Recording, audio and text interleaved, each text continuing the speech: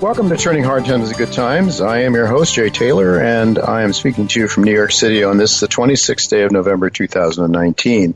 I do want to thank each of you for listening to this show, making it one of the more popular shows on the Voice America Business Channel. Also want to thank you for sending your comments, whatever they may be, along to questionsfortaylor@gmail.com.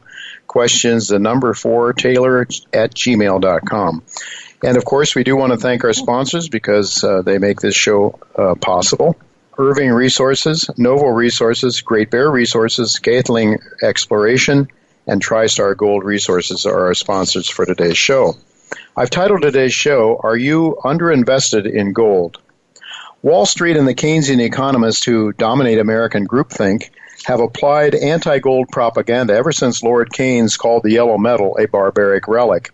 That has been a ploy to enable wealth and power to be transferred to the elite and away from the middle class, as fiat money based not on assets like gold or silver, but rather debt has been used to enslave the masses of the world. For average folks to survive, they need to hold assets that hold their value, while, unlike the dollar and other fiat currencies, which rapidly lose their purchasing power.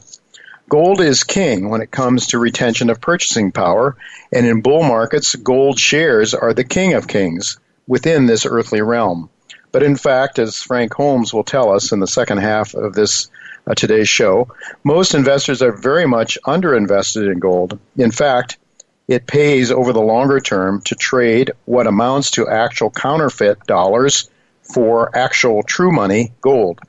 Recently, we were told by David McElveny on this show that if you had purchased gold bullion some 20 years ago, that investment would have outperformed Warren Buffett's portfolio by a landslide. And as Frank Holmes, my guest on the second hour of today's show, will tell us, an investment in Franco-Nevada shares have done even better than buying gold and holding gold bullion over that same time frame.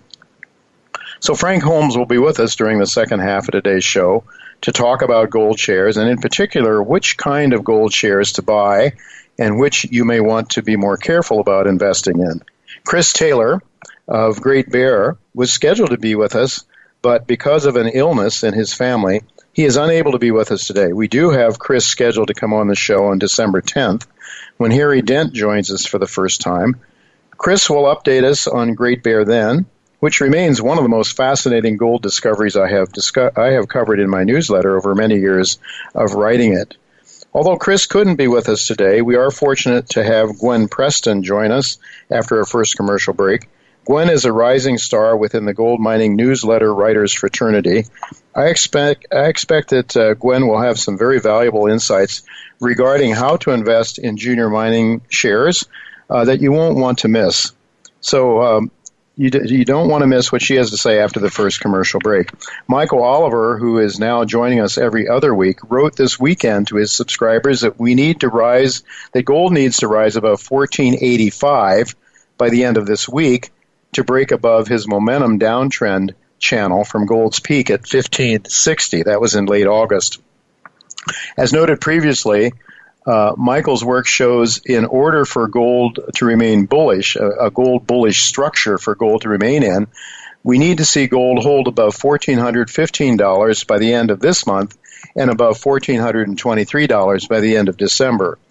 Gold was trading comfortably above that, in fact, around $1,461 when I last looked at around 2:30 this afternoon.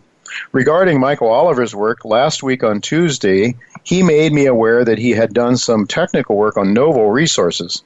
He said last Tuesday that if Novo can finish the week, last week, above $2.26 in U.S. money, it would have broken through momentum resistance and would be on its way to higher prices. Sure enough, gold did close above $2.26 U.S. last week, and as I was preparing for this show at around 2:30 this afternoon, it was trading at $2.66, a healthy one-week rise for sure. Also, Novo announced today that it will now be testing its breakthrough separation technologies on both its Egina and Beaton's Creek projects in Western Australia. Novo is one of several very exciting exploration stories that I cover in my newsletter, and I include all of those exciting stories, those of the sponsors of this show, which are also all covered in my newsletter. By the way, if you would like to keep up with the news for the sponsors on this show, as well as all the companies that I cover in my newsletter, you can do so by going to miningstocks.com, where every day we update our viewers and our subscribers on the companies, important company news that occurs every day. So every day we update that, and also what we consider to be some very important economic and political news stories as well. Well, we do have to go to break now, but don't go away, because when we come back, Gwen Preston will be with me right after our commercial break, so don't go away.